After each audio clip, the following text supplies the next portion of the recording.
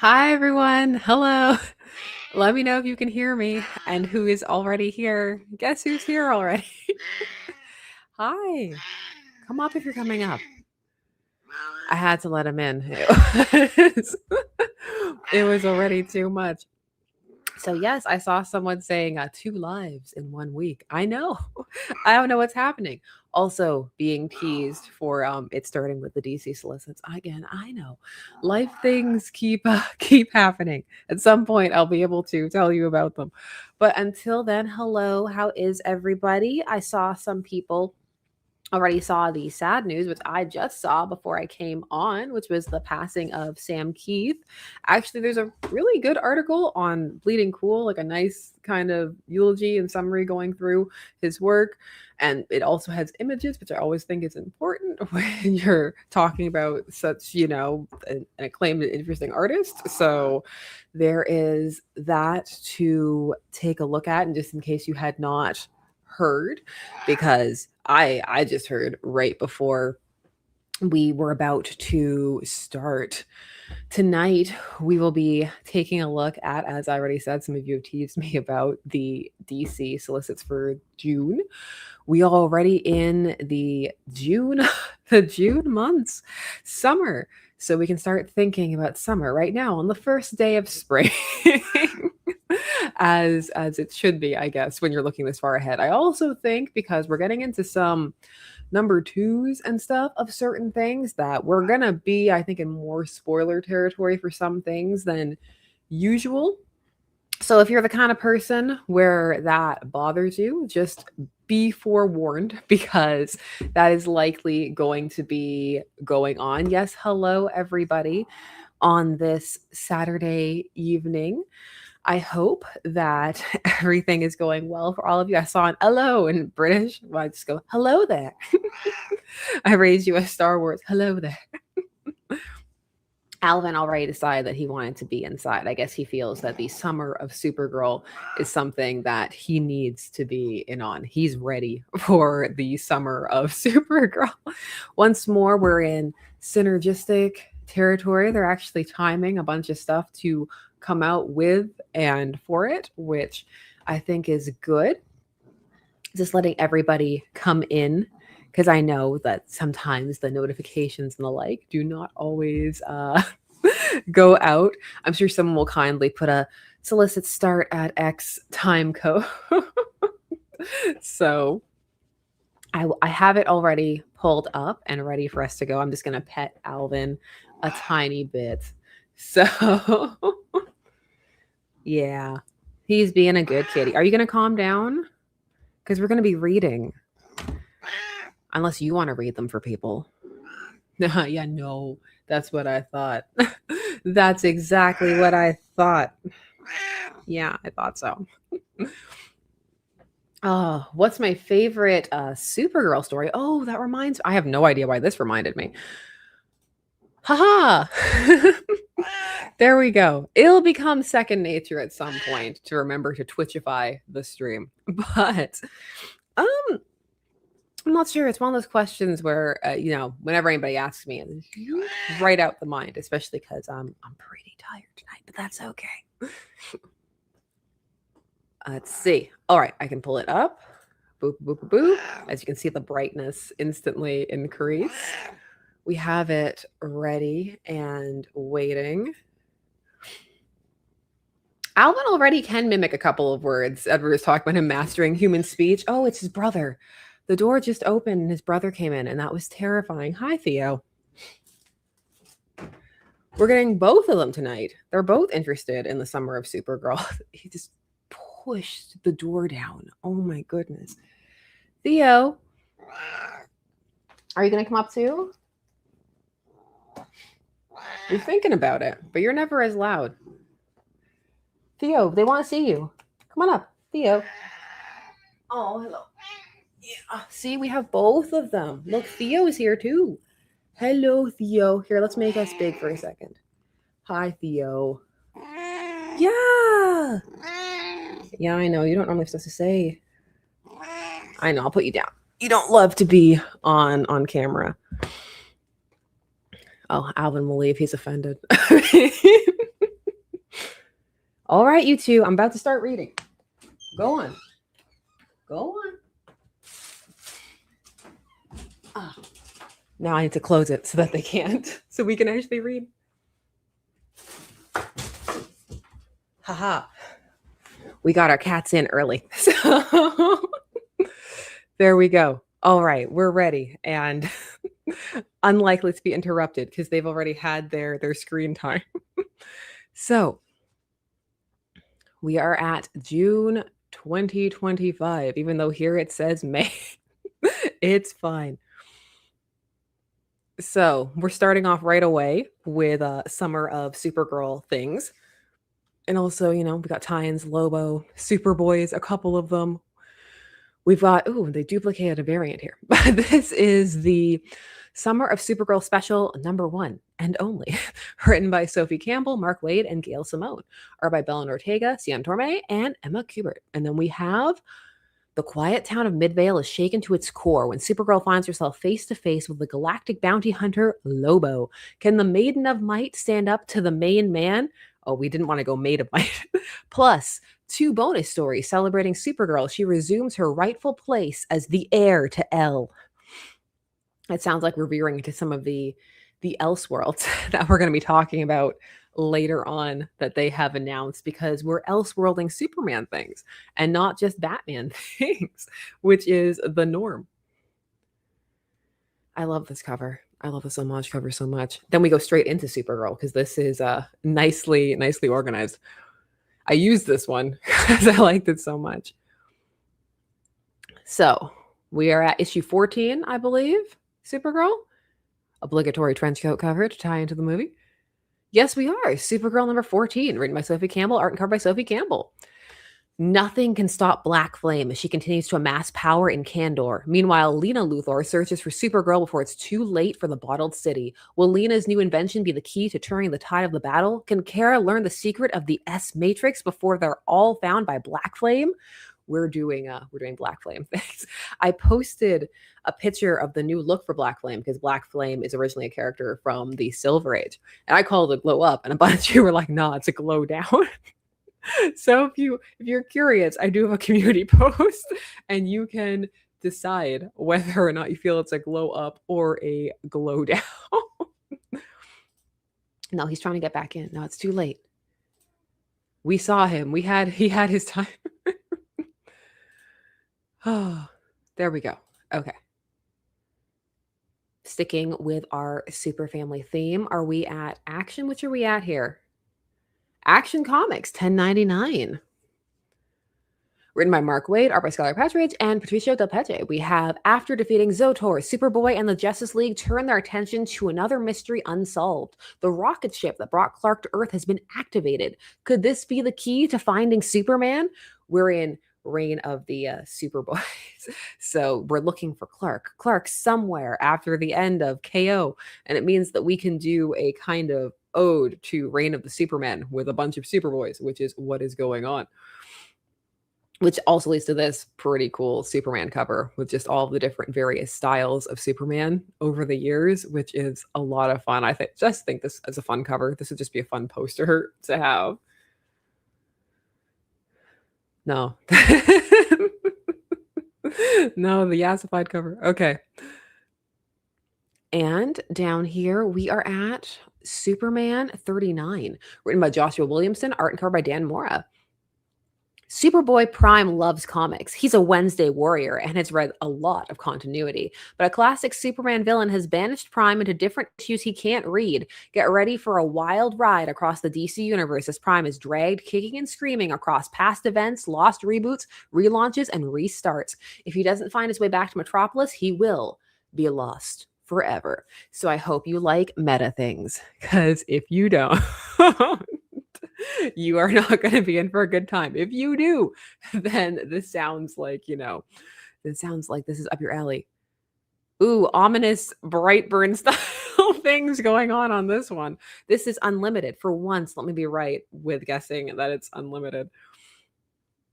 With our Tomorrow Man, who is also John, which I made a short about. And people are like, how could you? I'm like, he was also on the cover with young John. So this is, yes. Superman Unlimited, number 14, written by Dan Slott, art by Lucas Mayer. Something has gone horribly wrong with the kryptonite trials at Steelworks, and John Kent's life will never be the same again. Plus, a major turning point for the entire country of El Caldero and every title in the Superman line, guest starring Steel, Superwoman, and Tomorrow Man. Which Superwoman? At least when they say Steel, I'm like, I know which Steel is showing up. We'll see what we do with the two of them. A bunch of people, when I posted about, were like, this is just like Reboot, Enzo, and Matrix. And I was like, people remembering Reboot. I'm so happy. This is one of the Elseworlds that I posted about. This is the, what if Kara actually got to like kind of raise or go off with toddler Cal like she was supposed to Elseworld? That some people were like, shouldn't we have done this a long time ago? But here we are. This one has angst. He's very upset on this cover. So this is Supergirl Survive, number 1, written by Ethan Parker and Griffin Sheridan, art and cover by Rod Reyes. And then we have Kara Zor-El lives a life of small problems. How are you supposed to hold a floppy little baby like her new cousin Cal? Who should she ask the spring formal? And when will her father and her uncle Jor-El stop squabbling? But the planet Krypton has big problems, like the militaristic dictator Zod, ruthlessly crushing dissent and threatening to unleash the planet's most dangerous weapons on the opposition. And when things boil over and Krypton begins to burn, Kara and her infant cousin will find themselves trapped together in a prototype rocket, struggling to survive in a hostile environment that doesn't care if they live or die, and which might prefer the latter. Hyping up the creative team who are going to tell a story of teenage Kara and infant Cal sent on their journey through the stars, together, not apart, that is, as long as Kara can keep him alive. I think this one sounds fun. I think this one sounds fun. I'm here for it. Some people also said they're like, I've read fanfics like this. Well, get ready to read it officially, because here we are. Deathman. Let's see what the solicit says for this one. Oh, that's cool. That's a cool one.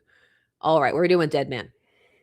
We are The Dead Man, keeping it classic. The Dead Man, number 1, written by W. Maxwell Prince, art and cover by Martin Morazzo. In the millisecond following his murder, the soul of shifty circus aerialist Boston Brand was commandeered by the goddess Ramakrishna, who deputized the erstwhile performer's ghost with a sacred spectral assignment, the custodian of all souls. Now Brand floats begrudgingly through this blue-green purgatory we call Earth, upholding the laws of spiritual math and protecting humanity from evil, even if they can't see or hear him. Open up to this new era of DC's most lively deceased superhero, the Dead Man, in a story about life, death, and everything in between, replete with paranormal activity, possessions, and a profusion of other poignant peculiarities. Ooh, got that alliteration there. Very nice. I think this one is going to be trippy and fun. This is one that I'm looking forward to a lot. So Lobo? Yeah. I really liked Lobo number 1. For those of you who were here for the last stream, you are aware of this. This is Lobo number 4, written by Scotty Young, art and cover by Jorge Corona. It's the crossover we planned before you could demand it. Kara Zor-El and Lobo finally meet again, and this date is going to be one for the record. But yeah, we said date. Prove us wrong. We're hearing that the solicit text for the Summer of Supergirl special proves us wrong. Well, who are you going to believe, right? Yeah, that makes sense, but whose story is going to be more fun? The same story told 2 ways. Rush them on to your Kurosawa pun. Rush them on to your local comic store and order them both now. These two are connected. I liked the Lobo a lot. I will hopefully still be on it at this point. I think, again, the fact that they're actually trying to build them up at the same time to do the Summer of Supergirl thing for the film is a good idea. Also, nice Kurosawa reference. Okay, so then we have Deathstroke, the Terminator. Deathstroke, the Terminator, number 4. Written by Tony Fleece, art covered by Carmine Di Giandomenico. Slade's got a job to do, and he can't afford any distractions. Enter Ravager, his deadly daughter. But is she here to save Deathstroke or kill him? It's take your kid to work day in this very special kill crazy family reunion issue. Then we have Batwoman. Oh, always love the contrast on the Batwoman covers so much. Batwoman number 4, written by Greg Rucka, art and cover by Denny. Batwoman has declared war against the dark faith, and the body count continues to rise. As her actions raise alarms among friends and foes alike, the question has come to Petalon in search of answers. But what she uncovers will force Kate into the most desperate fight of her life. If you thought last issue's climax was shocking, just wait until you see what Greg Rucka and Danny have in store as their acclaimed next level series continue. Whoa, we got real hype at the end of that one. We're gonna have some Kate and Renee tension, as we always tend to. This is the Barbara one, the Barbara in prison one. Ooh, I like that. That's almost got like a zombie type vibe going on to it. So here we are at number 2, Barbara Gordon Breakout number 2, written by Mariko Tamaki and art by Amanke Nalpan. Barbara Gordon is alone, imprisoned, and outnumbered by the very criminals she put away. Without her team, she's going to have to fight to survive on her own. Someone at Supermax has her in their crosshairs. Barbara is being hunted, but she's about to learn that in prison, there's nowhere to hide. Then we hype up the creative.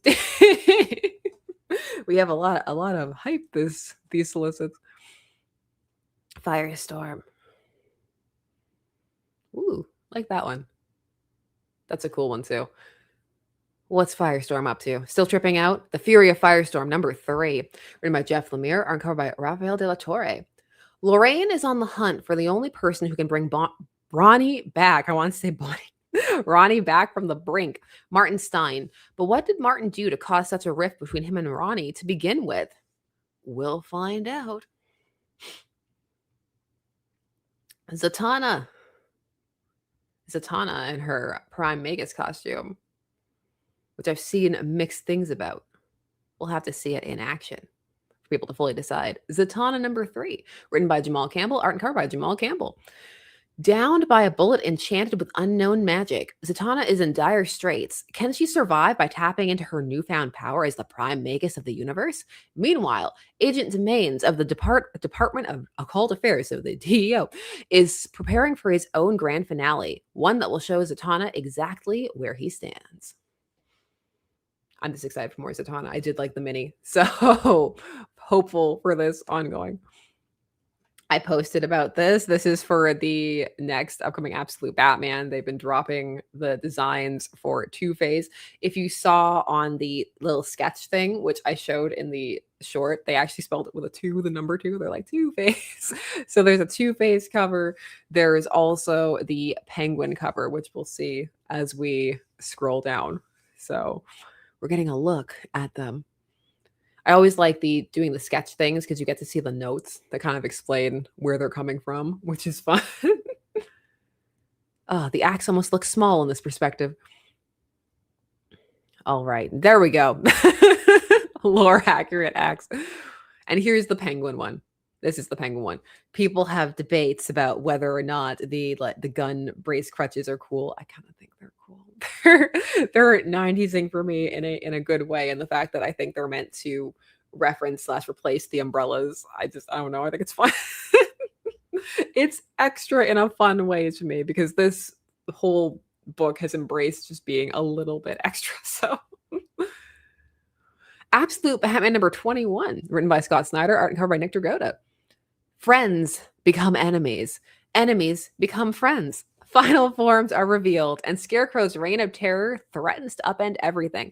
There have been so many more Scarecrow variant covers added. I just need a coffee table book. I think it's issue 19. Is it 19? Yeah, I think it is. Whichever one it is that has all the Scarecrow variants, I'm like, that they're all good. Like, they're all really good. I'm curious where this is going, because one of the things I've seen, and I low-key do agree with it, is some people wish that we had gotten more time with the rogues as his friends before they got so brutalized by Bane. But we shall see where things end up going. This is Absolute Catwoman. We have arrived. All right. Absolute Catwoman number 1, written by Che Grayson and Scott Snyder, art cover by Ben Gall. Selena Kyle has carved a good life for herself. Through her ingenuity and skill, she's become the greatest thief the world has ever known. With high-tech gear and weaponry, there's no place too secure for Catwoman. Selena has built this life for herself and thoroughly escaped Gotham, but when someone from her past comes knocking at her door, Selena's life comes crashing down around her. She'll need to get to the bottom of a mystery taking her all around the globe. So that's our issue 1, which I think we've talked about this before, how it doesn't sound too different from your standard, but we shall see how it goes and whether, because Selena's had, like resources and stuff before. So we'll see how far it goes with it. I am intrigued. This is Green Arrow. More covers, more Black Canary covers. Absolute Green Arrow number 2. So maybe that one was also supposed to be number 2. I don't remember. It's all a haze. For last month's solicits are a haze. We shall see. If it was supposed to be something else, we'll figure out eventually. We'll get there. Absolute Green Arrow number 2, written by Pornside Pichichote and then art and cover by Raphael Albuquerque. Is the Green Arrow killer merely a psychopath or something more? Is he a monster? Absolute Black Canary should be fighting against or with. Still reeling from the disturbing discoveries of last issue's final pages, Diana investigates one suspect on her list of DC archers, Mia Dearden, and stumbles on a secret from Oliver Queen's past that will change everything. I am low-key looking forward to the mystery element of this, and I like this design. I like it. I like that she's all like muscular and built. I think it's fun. Makes me want to do more arm workouts. Absolute Wonder Woman. We are at 21. Written by Kelly Thompson, art by Dylan Snook. Diana's worst nightmares come to light. The Hierophant finds a new host. Barbara faces a harsh reality. Kale loses control. Ooh, succinct. We're in succinct solicits. Absolute Superman. This one's cool. I like that one. It's kind of unsettling. All right. So we are at 20 for Absolute Superman, written by Jason Aaron, art and cover by Rafa Sandoval. It's Superman versus King Shazam versus Hawkman versus Redacted in the greatest battle the Absolute Universe has ever seen. A bold claim. But who is their mystery challenger? I'm excited for King Shazam. Is there mystery challenger Lex? I'll be upset. We'll see. Absolute Green Lantern. Absolute Green Lantern number 15, written by Al Ewing, art by Sid Kotian. Joe's journey deep into space has revealed more questions than answers. Unsurprising, given how the Green Lanterns and the other lanterns in this talk. What intergalactic war has she found herself in the middle of? And can she save Earth before it's too late? Absolute Flash, number 16, written by Jeff Lemire, uncovered by Nick Robles. As Wally races to find the answers about the mysterious Star Labs founders, the rogues have resurfaced with a new mission. Secure Grodd and his father before they take over Colorado. Mystery challenger is Absolute Space Cabbie. That would be such a curveball. Batman. Yes. We are at issue 10, written by Matt Fraction, art cover by Jorge Jimenez. The GCPD's Operation Peregrine, that's a word I always can never say. Peregrine struck a deep blow to the heart of the Bat family. But while Savage and his Tucos celebrate their victory, Batman is about to set the record straight. He knows how to take a punch. He knows how to get back up. And he's about to show Vandal Savage, the Minotaur, and anyone else who threatens Gotham City exactly what they're messing with. Hype for the creative team.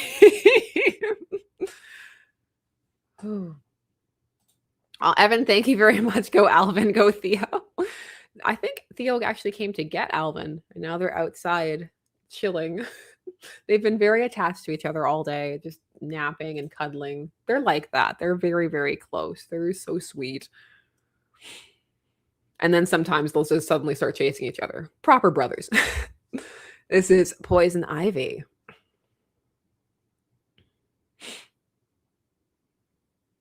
I like that one. So we have issue 45, Poison Ivy number 45, written by G. Willow Wilson, art by Leandro Fernandez. Poison Ivy is losing supporters quicker than she can kill them after a hard day at the office. Mayor Pamela Ivy. Pamela Ivy, Pamela Isley retreats to her luxurious Gotham City home for some R&R, but not even her home is safe. What terrible menace lurks in wait for her? Read this issue and find out. Mayor Ivy, Commissioner Savage. It's all going downhill in Gotham, more so than usual. Nightwing. I like that cover a lot. Nightwing 133, written by Dan Waters, art by Denise Cohen. A new prosecutor is determined to hold Nightwing accountable for his alleged crimes, challenging Bloodhaven's once beloved hero to turn himself into the police. As long buried bodies surface beneath the city's highway, Dick Grayson must confront the cost of his choices and decide whether saving Bloodhaven means finally facing the law. This one's just kind of been quietly keeping on. If you like Dan Waters' style of writing, then I think you'll like what's going on in Nightwing at the moment. Catwoman? Yes. Catwoman. Number 88, written by Torrin Grunbeck, art by David Dion Felice. Catwoman's return to Gotham City just keeps getting worse and worse thanks to Black Mask and his mysterious new benefactor. Plus, things get a bit hairy for old Slam Bradley. Slam Bradley. Harley Quinn. Lots of covers for Harley Quinn for number 63. Written by Elliot Kalan, art by Carlos Oliveras. Oy vey. Oh, I always forget. Why do I always forget? Oy vey, I have been facing off against my latest foe, the monochromatic man, and let me tell you something, this guy ain't messing around. He's turned my whole world into some kind of Dutch angle nightmare. I'm too scared. I thought it was going to be Oven. I'm still not recovered from last year. But if that ain't bad enough, I got the whole dang GCPD after me too. That was more succinct than those normally are and less meta. We are at, this is the Poison Ivy. And is that Ma Hunkel? It is. It is. Okay, Harley and Ivy, Life and Crimes number 6, written by Erica Henderson, art and cover by Erica Henderson. Oh, really? Is there a sequel to Harleen in the works? Oh, that's really exciting to me. That would be awesome. Harley and Ivy are getting a whole lot closer, but wait, what's this? Clayface has joined the party and literally nobody invited him. Has anyone pointed out that he's the color of poop and not clay? What's up with that? We don't know, and frankly, it's been way too many years for us to change it now. He is the color of clay. Let's get this show on the road. Bye, bye, bye. We want to make more of this series, and we need your money to do it. I don't know why I pointed at the screen. It just felt very, very aggressive. So I felt like I needed to. Oh. Batman. This is Detective Comics because Green Arrow and Black Canary are in this. We are at, and then there's the Pride variant. We are at Detective Comics. Oh my gosh, 1110. Written by Tom Taylor and covered by Mikhail Janin. Black Canary thinks she has granted shelter to a lost, scared little girl, but Batman and Green Arrow know the truth. Dinah has unknowingly taken in a trained assassin. As the Dark Knight and the Emerald Archer race to warn Black Canary, who doesn't have something cute for us to call her right now, the question isn't who the girl is, but rather, can they get to Dinah before it's too late? I know, Clayla.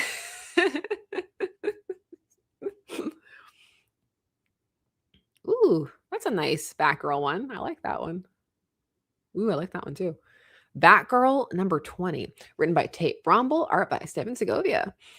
A murder in Gotham streets leads Batgirl to a crime scene with no discernible clues. Only the words, "Forget me not." As the investigation unravels, Cassandra Cain discovers disturbing gaps in her own memory. With no leading suspect to fight and no answers on the streets, she must go inward to find the truth. Why? It's the matriarch. Wonder Woman. Ooh, I like the eyes on this one. Nice. Boop. Wonder Woman number 34, written by Tom King, art and cover by Daniel Sampere.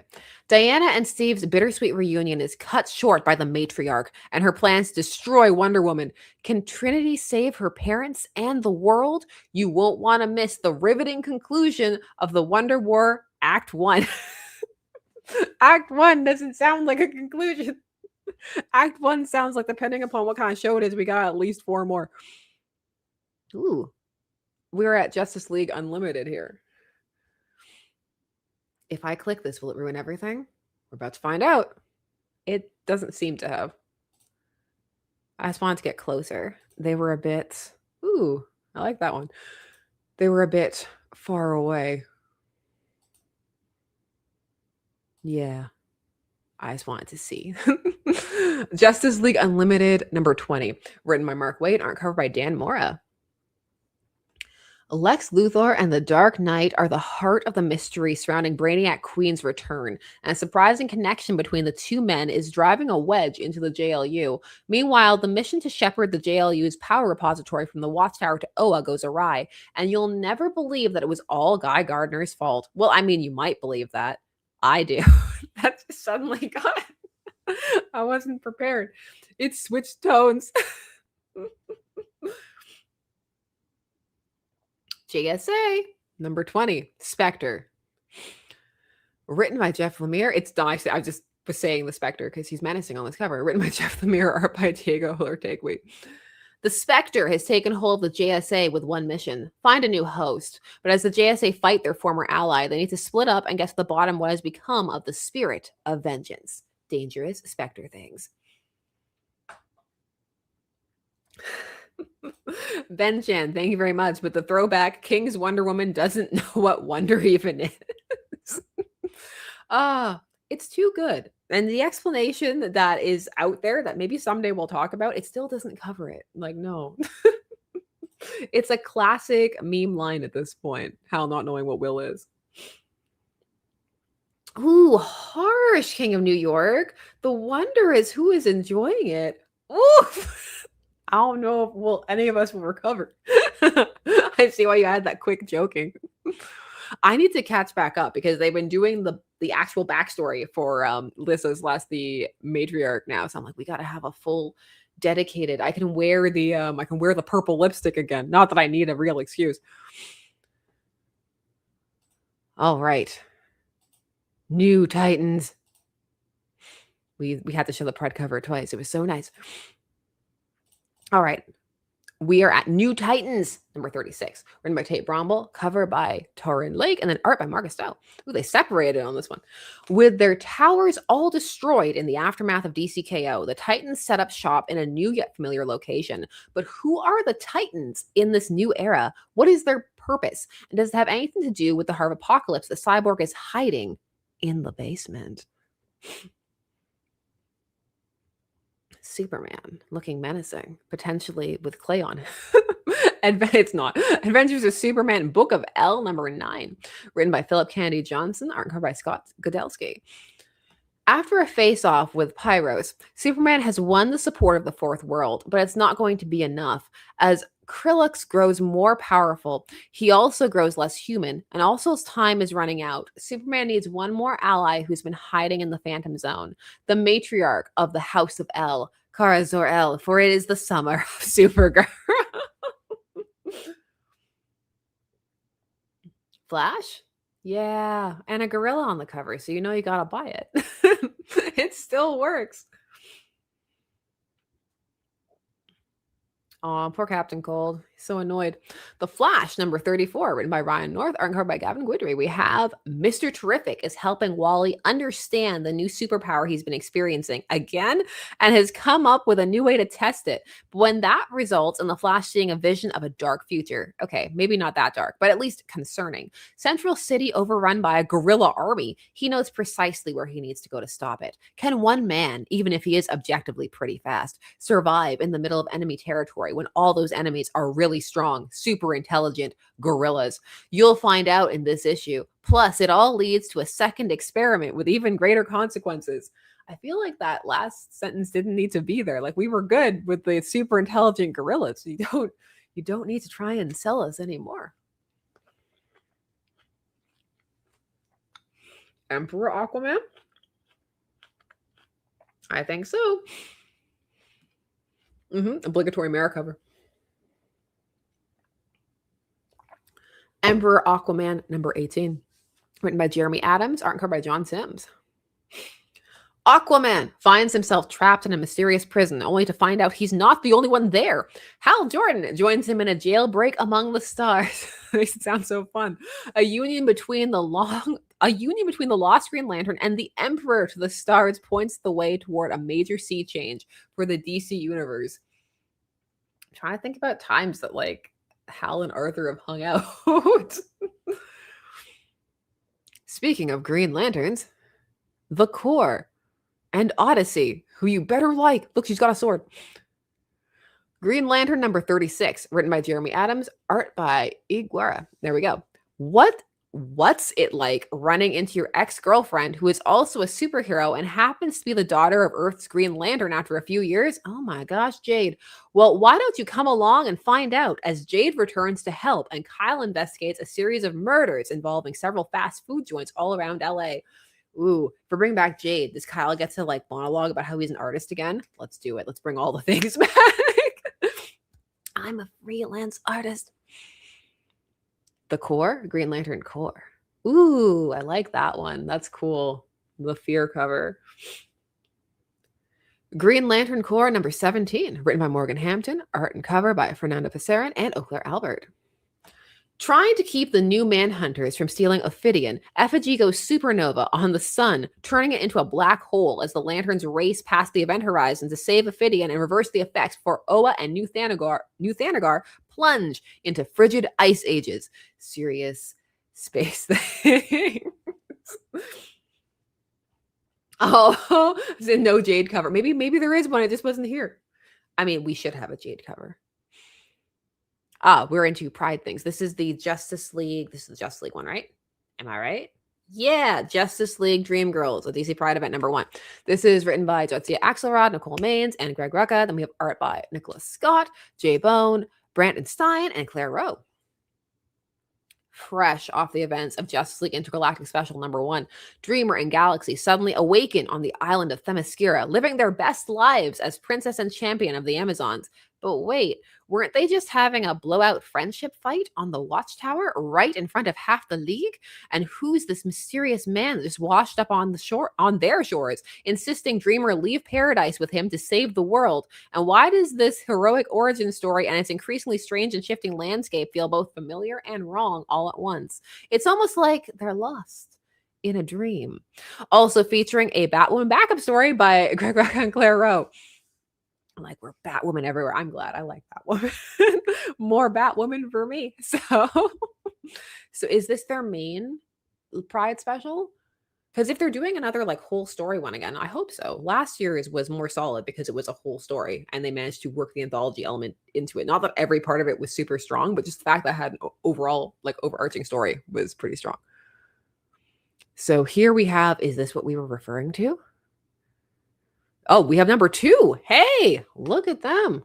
Wow, they're just going to go for it this June. Justice League Dream Girls, a DC Pride event number 2. Written by Jotsia Axelrod, Nicole Maines, Morgan Hampton, and Stephen Underwood. This time, we have art by Steven Stowski, Vincent Cecil, Michael Janine, Brandon Stein again, and Aletha Martinez, and others. The Key. Whoa, hold on. Key mention. The Key was once a villain who could infect the dreams of even the most powerful heroes through complex chemical cocktails. We know he drugged Snapper Carr. Now in Dreamer, he sees a way to control the dreamscape for real. If he can craft a fantasy compelling enough to make her surrender to him. If only Dreamer's best friend Galaxy didn't keep interfering. How did she even get into the dream world anyway? Is it time for another Gossamer villain arc? Come on. No matter when you, because Gossamer hates Dreamer, no matter when you push the right buttons, even the strongest friendship can be shattered. Also featuring a Green Lantern Corps backup story by Morgan Hampton, Stephen Underwood, and Aletha Martinez. Cool. See, Megasaurus is like the Key. Yeah, I know. Like, ooh, the Key versus Dreamer. It makes sense. I know. See, we've got like, there's thought going on. Are we doing a weekly thing? They're doing a weekly thing, it looks like. Whoa. I'm not used to like all this effort. Normally they do like one thing. This is number 3. This time we've got same people, and we have G. Willow Wilson. Does that mean we're getting a Poison Ivy thing at the end? Most likely. And then for art, we have Brandon Stein, Rosie Camp, and then Maria Lovett, and more. Galaxy is in for a rude awakening, literally, when her connection to the dreamscape is suddenly cut off and she's thrust back into reality on the Watchtower. She finds herself at the center of an explosive debate over the status of her Justice League membership, during which a secret from her last mission is brought to light. Meanwhile, the Key reshapes the dreamscape to give Dreamer the one thing she's always truly wanted. That's going to be interesting to see what they choose for that to be. I'm actually intrigued by that, especially because Nicole Maines is such a big Dreamer and John Kent shipper. So it'll be interesting to see whether they go with that or something more introspective, but also featuring a Poison Ivy backup story by G. Will Wilson and Maria Lovett. And then we got, because we got to do every week. I see John. You see John on the cover too. Yeah, number 4. Written by Jujia Axelrod and Nicole Maines, and then we have Brandon Stein and more. All right. Will an isolated and untethered Dreamer surrender herself at long last to an unholy union that would give the Key power to exact his revenge on the Justice League once and for all? Not if Galaxy's got anything to say about it. Speak now or forever hold your peace for this frightful final issue, because we're going to Silver Age's throwback, it looks like, and have a wedding issue. Wow, I can't believe they're doing something for every week. That's fun. Ooh, what are we doing over here? I feel like that's just a lot more effort than we normally see. Ooh, everybody's ripped and torn on this one. Very serious. Oh, World's Finest. Batman / Superman, World's Finest, number 52. Written by Mark Waid, art by Adrian Gutierrez. Batman and Travis Morgan, the Warlord, must work together to combat the greatest threat to this underground kingdom, the Tyranno-Sorcerer. But where is Superman? That better be the coolest thing I've ever seen, the Tyranno-Sorcerer. But where is Superman? In search of a new way to augment his powers that will shock you, for he must defeat the Tyranno-Sorcerer. Homomatic, you're right. I did remember seeing that they were doing a personal story. I didn't know it was issue 4, though. Just, again, the effort. DC going all out. Bizarro. Ooh, I like that one a lot.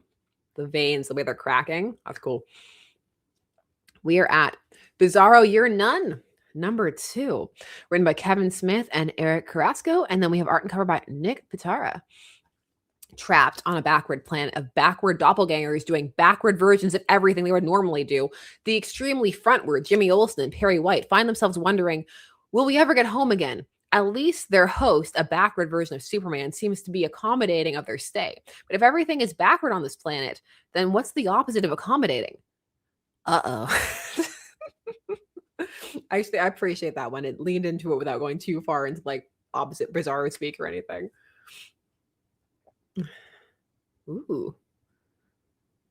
Ah, yes, Gotham Academy. The First Year, number 5. Written by Brendan Fletcher, Carl Kerschel, and Becky Cloonan. Art by Marco Ferrari.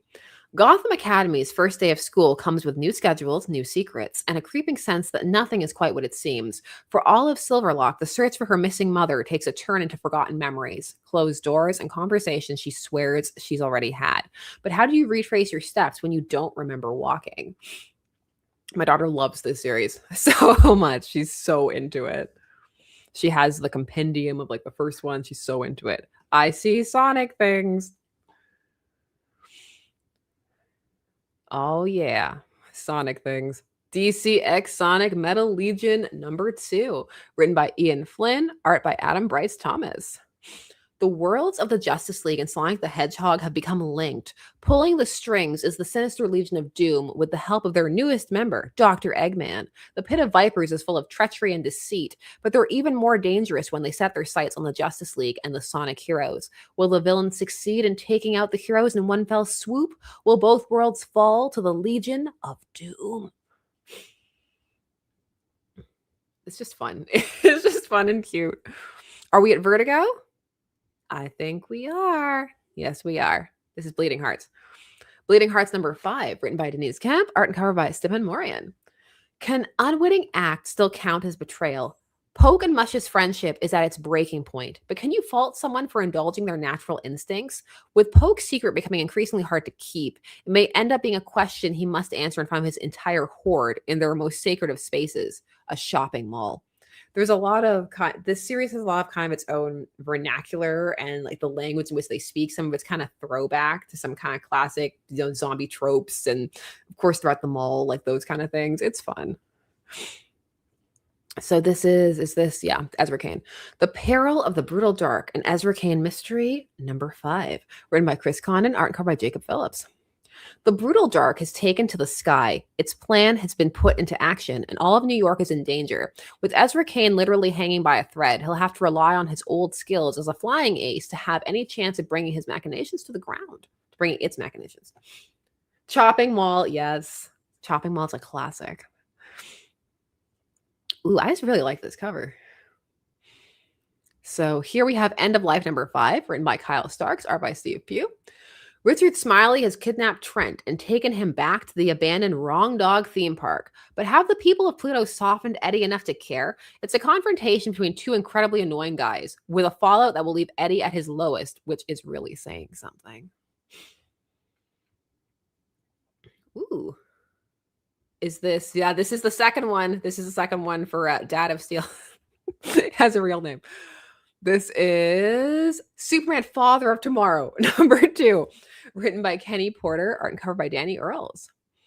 Some years have passed since Jor-El made his first appearance as Superman. Since then, he's revolutionized humanity's abilities and technology. Medicine has leapt forward. Agriculture is more sustainable for the environment, and the world feels safe. But people have also taken Jor-El's technology and turned it into tools to be used against others. Can Jor-El find a way to appeal to people's greater good, or has he just armed society with even more powerful weapons? So that gives you some more kind of an idea of where this series is going and the kind of vibe and tone that it's going to have.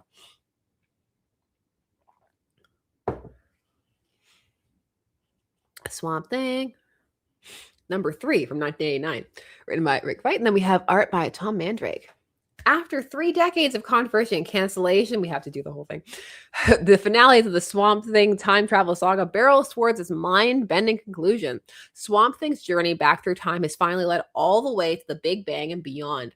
There, in the presence of the source of the multiverse, Swamp Thing must make an impossible choice: join the source of life itself or find his way home to Abby. While 13 billion years in the future, John Constantine works his occult network, while hell itself is ablaze with villains of yesteryears, forging evil into a new and terrifying form. The child of Swamp Thing, Abby Arcane, and John Constantine, heir to the role of Earth's elemental, is about to be born, and everything hangs in the balance. So, for those who were curious about how this was going to turn out, you can now go and get it. So, huzzah! Is this a reprint? Wow, Avengers/JLA number 2 facsimile. So we're doing some reprints of that. Lobo reprints. Yeah. We got Lobo number 1 facsimile edition. So that's fun. What Supergirl do we have here? Supergirl and the Legion of Superheroes number 23 facsimile edition, for it is the summer of Supergirl, which is also why we have Lobo here. We're just doing it all. Supergirl Woman of Tomorrow, a work in progress, that kind of edition. Those are fun. Oh, what a great facsimile. The first appearance of Batgirl, the Barbara Gordon version. So fun. Oh, are we already at collecting it? In June? No, this is in August, because when it comes to the trades, sometimes they tell you a bit beforehand where they're coming, but this is the collection of DCKO.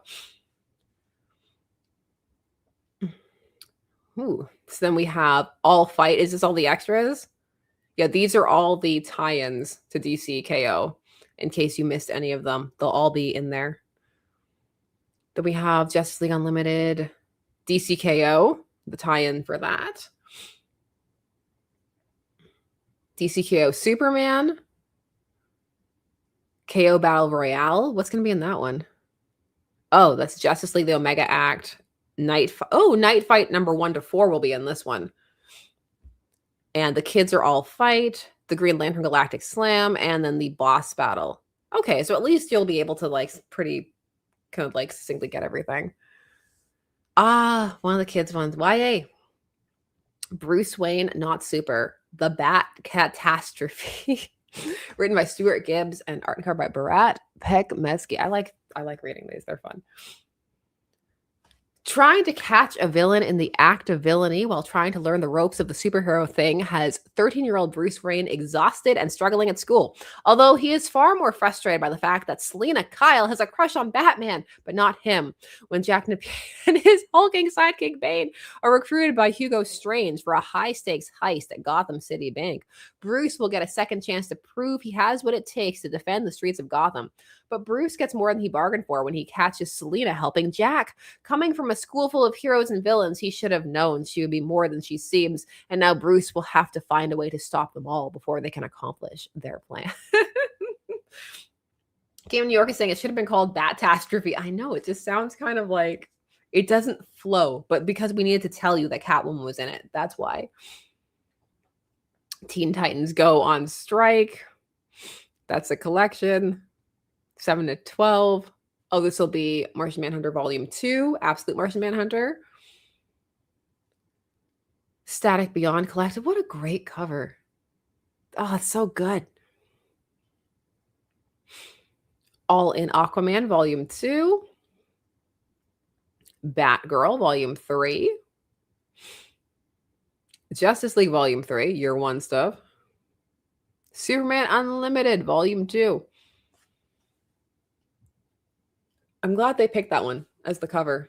That one's cool for Volume 9 of Batman and Superman. Detective Comics is on Volume 3. Catwoman is also on Volume 3. And compacts. Ooh, are we compacting? Injustice, Gods Among Us, Year 1, getting a compact edition. Dark Knight's Metal, getting compact. Hey, Hard Traveling Heroes, DC's finest. If you want to see Hal and Ollie argue for many issues, you now can in a DC's finest edition. I already have all of their shenanigans in one of the previous, like they print this one a lot. So, but if you missed it, now you can get a DC's finest. Crisis on Earth X. Hey, what else do you get in this one? Which ones do you get in this one? Tell me what you get. Oh, you collect Justice League of America 103 to 132? Those are fun ones. I would definitely recommend this finest. Those are fun issues. So, yay. The Suicide Squad, the Nightshade Odyssey, getting a DC finest. Dead Man by Kelly Jones, the complete collection. Cool. Firestorm, the Nuclear Man, 2026 edition. Look at everything kind of like tying in. Green Lantern Kyle Rayner Volume 1, 2026 edition. For those who feel that they're forgetting about Kyle, reprinting Kyle things. Deathstroke Volume 1, The Professional, Christopher Priest. So this is the 2026 edition. Batman Arkham Clayface 2026 edition. Yeah, this was fun. They collected a bunch of pretty good Clayface stories in there. Ooh, Absolute Batman Incorporated. I feel like now it's confusing to have the Absolute editions because we have the Absolute Universe, and I feel that some people might think about the Absolute Universe first before the Absolute editions. Aquaman by Jeff Johns, Book 1. Batman, Tom King Omnibus, Volume 2. Batwoman Omnibus, 2026 edition. Awesome. This omnibus, so worth it. So worth it. So glad. Birds of Prey Omnibus Volume 2. Look at all the great omnibuses that are out right now. Gotham City Year 1 Deluxe Edition. And we have, Commandi, The Last Boy on Earth Omnibus 2026 edition. Hey, Milestone Compendium 5. Nice. Power Girl, New Beginnings and Old Friends Omnibus. Superman, the Triangle Era Omnibus Volume 3. And hey, look, it's Rain stuff, which will be good for tying into Reign of the Superboys and stuff. Batman, The Long Halloween, The Last Halloween, collected.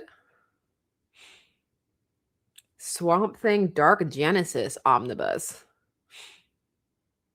The New Titans Omnibus, Volume 1. They reprint this all the time. I never forget. This is one of the ones when I first started collecting that I was stuck having like volumes 1, 3, 5 before I understood how things worked. Wonder Woman, Volume 2, Year 1, 2026 edition. The Golden Age Omnibus, 2026 edition, Volume 3 for Wonder Woman. And we made it. We made it to the bottom. I'm really excited about a bunch of the omnis and collections they have coming out in the coming months and stuff. Lots of cool stuff there. What do you think? What are our thoughts on June in terms of what's coming out and what's coming down the pipeline and all those kind of things? I think it looks like a pretty fun month. They haven't hyped it up as much as some of the other months because it doesn't have any kind of like, oh, we're starting, next level or anything, but it has some fun stuff. I think they're doing some cool Supergirl things to tie in. I think it seems like all the things are pretty decently connected together, which is cool. They're going all out by having like a Pride thing every week that's going to be an actual interconnected continuing story, which I think is cool.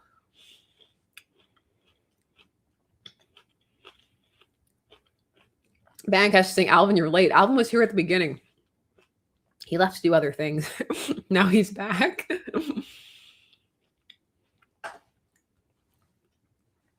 June's busy, Marilyn is saying.